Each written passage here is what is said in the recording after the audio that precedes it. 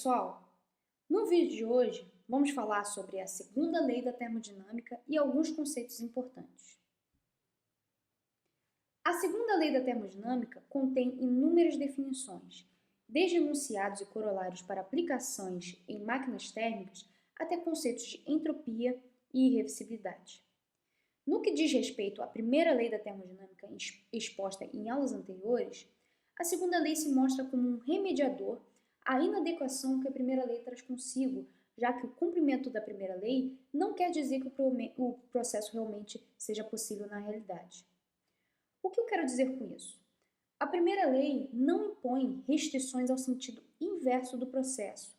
Por exemplo, estão de acordo com essa lei tanto a passagem de energia por calor de um corpo de temperatura maior a outro de temperatura menor, quanto também a passagem de energia por calor de um corpo de temperatura menor a outro de temperatura maior.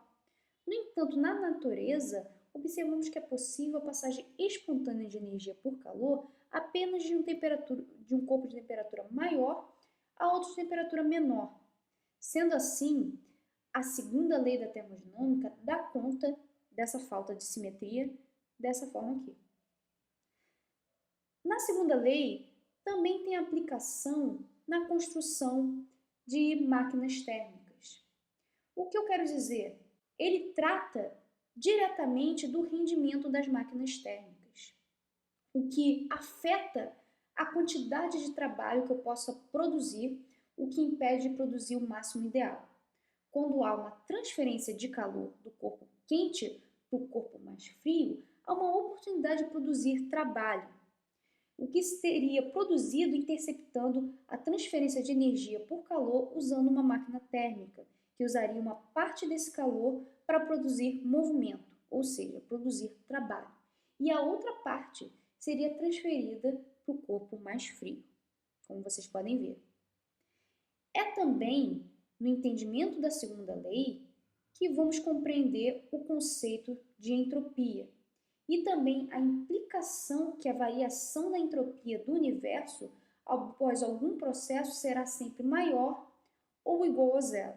O caso da igualdade ocorre em processos reversíveis. Considerando esses casos de processos reversíveis e irreversíveis, também é aqui que interpretaremos a segunda lei da termodinâmica como uma lei de evolução no sentido de definir a seta do tempo. A seta do tempo, ela é uma consequência imediata da segunda lei da termodinâmica e por si só ela define processos reversíveis que ocorrem em um universo em constante equilíbrio e processos irreversíveis onde o universo evolui de maneira a degradar-se. O que eu quero dizer? De maneira tal que a energia útil disponível no universo será sempre menor que no instante anterior.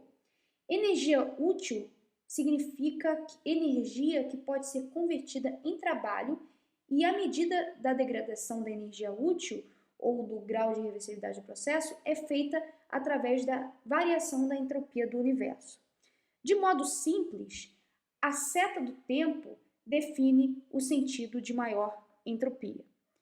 Estes conceitos vão ser mais explorados com o decorrer das nossas aulas.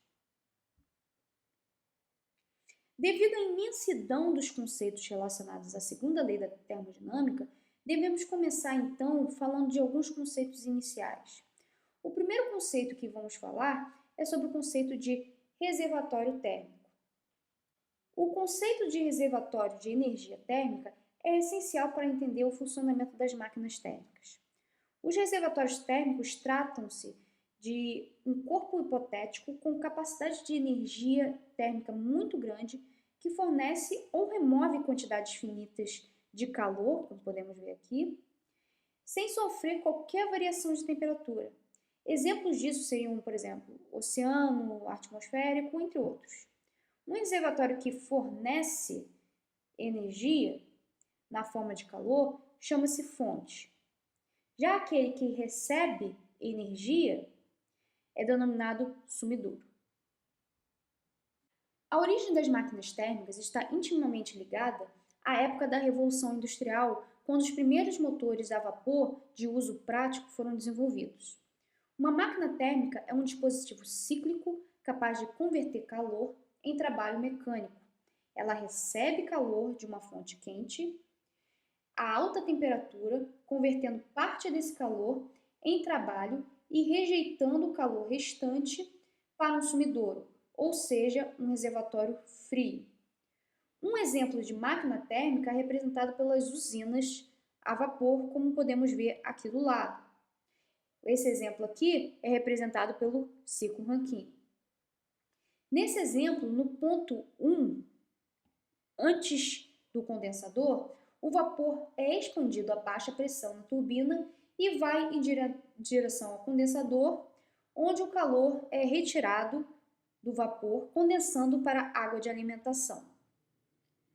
No ponto 2, como podemos ver, o fluido condensado vai para a bomba, onde a pressão é aumentada até seu valor máximo.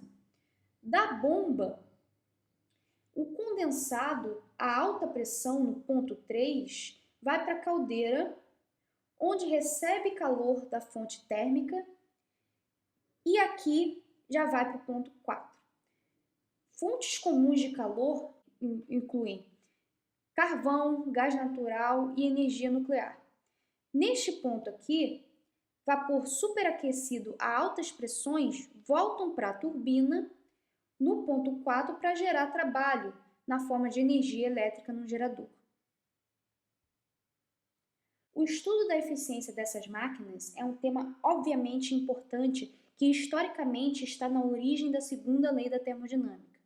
Em uma máquina térmica, a eficiência térmica pode ser expressa pelo trabalho líquido dividido pelo calor transferido entre o dispositivo cíclico e o meio de alta temperatura. Ou seja, em termos práticos, temos que a eficiência térmica é igual ao trabalho líquido sobre o calor transferido entre o dispositivo cíclico e o meio de alta temperatura.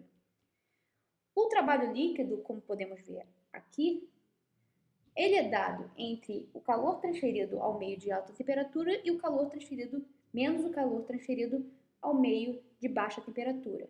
Então, podemos descrever a eficiência dessa forma aqui. Finalmente, chegamos numa relação simplificada para a eficiência de uma máquina térmica. Um refrigerador também opera em ciclos, porém sua troca de calor se dá do reservatório frio para o reservatório quente. Para que esse processo ocorra, é necessário que se realize trabalho. O primeiro refrigerador utilizável foi construído pelo engenheiro americano Jacob Perkins em 1834 e utilizava como substância refrigerante o dióxido sulfúrico, que ferve e se condensa a temperaturas abaixo de zero. Hoje, a escolha da substância depende da finalidade do refrigerador, é claro, e do impacto ambiental. O hidroxifluorocarboneto é o gás atualmente utilizado em refrigeradores e ar-condicionados. Um exemplo de refrigerador é o sistema de refrigeração por compressão mecânica de vapor, como podemos ver aqui ao lado o ciclo. Nesse ciclo, no ponto 1, o fluido refrigerante na forma de vapor é comprimido no compressor, onde há um aumento de pressão. Após o compressor, vapor a alta pressão entra no condensador, onde há uma rejeição de calor para a vizinhança. O refrigerante no ponto 3, na forma líquida, a alta pressão passa pelo tubo e por uma válvula de expansão, onde há uma diminuição da pressão aqui. No ponto 4, o refrigerante entra no evaporador, onde recebe calor e sai na forma de vapor a baixa pressão, retornando o ciclo. A eficiência de um refrigerador é expressa pelo coeficiente de desempenho ou coeficiente de performance. Para que o refrigerador seja eficaz, a capacidade de retirar calor sobre a potência consumida pelo compressor deve ser maior possível. Um dispositivo com um ciclo análogo ao ciclo de refrigeração é a bomba de calor, que são projetados para aquecimento e resfriamento de ambientes. A principal diferença entre bomba de calor e refrigeradores está no mecanismo de transferência de calor. Basicamente, uma bomba de calor é um refrigerador cujo lado interno é o ambiente externo ao quarto e cujo lado externo é o quarto a ser aquecido. Com isso, o coeficiente de performance para o refrigerador é calculado com o calor transferido a alta temperatura, já com uma bomba de calor, o coeficiente é calculado com o calor transferido a baixa temperatura. Para o refrigerador, então, podemos calcular o COP, ou coeficiente de performance, dessa forma aqui. Então, o nosso COP para refrigerador vai ser o QL sobre o trabalho líquido. E podemos reescrever isso aqui como QL sobre QHigh menos QL. Simplificando essa equação, temos QI, QL menos 1. Isso para o refrigerador. Já para a bomba de calor, podemos calcular o nosso coeficiente de desempenho ou performance como QHigh sobre o trabalho líquido, substituindo o trabalho líquido por QHigh menos QLow, temos o nosso COP da bomba de calor de uma forma mais simplificada como 1 sobre 1 menos QLow sobre QHigh. Utilizando tanto o COP de refrigerador como o COP da bomba de calor, podemos chegar numa relação onde o COP da bomba de calor é igual ao COP do refrigerador mais 1, lembrando que o COP da bomba de calor é maior do que 1. Dentre as várias formulações da segunda lei da termodinâmica, temos os enunciados de Kelvin-Planck e Clausius. Esses enunciados são muito úteis nas discussões que envolvem máquinas térmicas e refrigeradores. Um enunciado de Kelvin-Planck indica que não há nenhum processo no qual ocorre calor, no qual calor é extraído de uma fonte e convertido inteiramente em trabalho útil, sem nenhuma outra consequência para o resto do universo. Outra forma de indicar esse enunciado é falar que não há nenhuma máquina térmica operando ciclicamente capaz de remover calor de um reservatório e convertê-lo integralmente em trabalho. Ou seja, não há máquina térmica com 100% de eficiência. Já o enunciado de Clausius indica que nenhum sistema pode realizar qualquer processo cíclico cujo único efeito seja retirar por calor certa quantidade de energia de um reservatório térmico com temperatura baixa e ceder também por calor igual quantidade de energia a um reservatório térmico com temperatura alta. Em outras palavras, de forma simples, não existe refrigerador ideal. As declarações de Kelvin-Planck e de Clausius, elas são equivalentes em suas consequências, se olharmos aqui. E qualquer uma das declarações pode ser usada como expressão da segunda lei da termodinâmica. Qualquer dispositivo que viole o enunciado de Kelvin-Planck também vai violar a declaração de Clausius e vice-versa. Na segunda lei da termodinâmica, o conceito de processos reversíveis é importante, principalmente quando comparado a processos reais, já que conduz à definição de eficiência da segunda lei para processos reais. O que eu quero dizer com isso? Um processo reversível é definido como um processo que pode ser revertido sem deixar vestígios no ambiente, ou seja, tanto o sistema e os seus arredores são retornados aos seus estados iniciais no final do processo inverso. Na verdade, os processos reversíveis não ocorrem na natureza, já que sempre há um grau de irreversibilidade. Eles são apenas idealizações de processos reais. Para processos reversíveis, sistema e ambiente externo não podem retornar espontaneamente ao estado inicial, como podemos ver. Tem que ter uma mudança permanente. Podemos classificar os processos, de uma forma geral, em processos totalmente reversíveis, processos internamente reversíveis e processos externamente reversíveis. Processos internamente reversíveis são idealizações de um processo. E um exemplo relacionado a esse processo é o que a gente viu em aulas anteriores, é o processo quase estático de compressão e expansão adiabática. E são especialmente importantes, pois indicam o máximo desempenho de um determinado equipamento. Algumas causas de irreversibilidade de um determinado processo podem ser vistas aqui nesse quadro. Um exemplo tradicional de processo irreversível é chamado de expansão livre de um gás ou expansão irrestrita de um gás. Imaginemos um recipiente dividido de duas partes, uma com gás e outra com vácuo.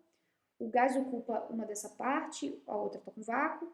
Se a divisória entre os dois lados for removida, todos sabemos que o gás fluirá para a parte metade vazia até ocupar uniformemente todo o recipiente, atingindo o que chamamos de estado de equilíbrio. Para voltar ao estado original, devemos comprimir o gás até o volume inicial e transferir calor do gás. Porém, isso violaria a segunda lei da termodinâmica. Esse é um exemplo padrão de irreversibilidade, porque afinal ninguém diria que o gás pode voltar espontaneamente a ocupar uma metade do recipiente, deixando a outra com vácuo. Outro exemplo de irreversibilidade associado ao movimento é caracterizada pelo atrito.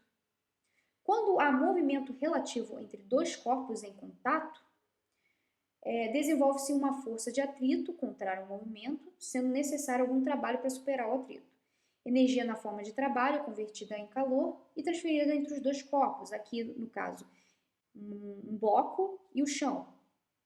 Quando a direção do movimento é invertida, os corpos voltam à posição inicial, porém a interface não resfria nem calor é convertido em trabalho. Outro exemplo seria a própria transferência de calor, que é um processo irreversível. Se dois reservatórios, um quente e um outro frio, forem conectados através de uma barra metálica, a energia sempre será transmitida por condução através da barra, do reservatório quente para o frio, até que ambos fiquem em equilíbrio térmico. O processo, então, é irreversível. Tem muitos outros exemplos de processos irreversíveis que ocorrem na natureza. Porém, o importante aqui, para o nosso conhecimento, é reconhecer as irreversibilidades, avaliar sua influência e desenvolver os mecanismos adequados para reduzi-las, principalmente nos sistemas de engenharia.